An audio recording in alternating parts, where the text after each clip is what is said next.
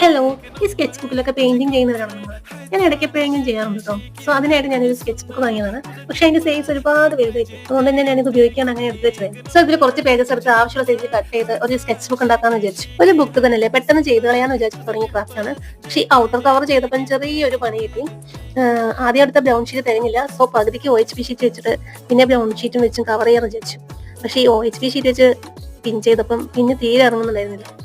Then ഞാൻ paper മാത്രം പിൻ ചെയ്തിട്ട് അവസാനം OHP ഷീറ്റ് ഒരു ഗ്ലൂ വെച്ച് ഒട്ടിച്ചു കൊടുക്കാട്ടോ ചെയ്തത്. ഇത് ഞാൻ പിൻ ചെയ്തതിന് മുകളിലായിട്ട് ഇതുപോലെ ഒരു കളർ പേപ്പർ വെച്ചൊന്ന് കവർ ചെയ്തു. നമ്മുടെ സ്കെച്ച് ബുക്ക് ഏകദേശം റെഡി ആയിട്ടുണ്ട് കേട്ടോ. ഇത് കാണാൻ ഭയങ്കര പ്ലെയിൻ ആയതുകൊണ്ട് ഞാൻ ഫ്രണ്ട് പേജ് മാത്രം ഒന്ന് ഡെക്കറേറ്റ് ചെയ്ത് കൊടുത്തിട്ടുണ്ട്. സ്കെച്ച് ബുക്കിന് ഇതുപോലെ ഒരു നെയിമും കൊടുത്തിട്ട് അവരുടെ ആയിട്ട് കുറച്ച് സ്റ്റിക്കേഴ്സ് ഒട്ടിച്ചു കൊടുക്കുന്നുണ്ട് കേട്ടോ.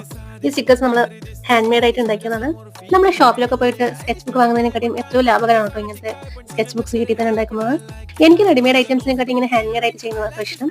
അപ്പൊ നിങ്ങൾക്ക് ഈ സ്കെച്ച് ബുക്ക് ഇഷ്ടമെങ്കിൽ ലൈക്ക് ചെയ്യുക, ഷെയർ ചെയ്യുക, മറക്കാതെ ചാനൽ സബ്സ്ക്രൈബ് ചെയ്യുക.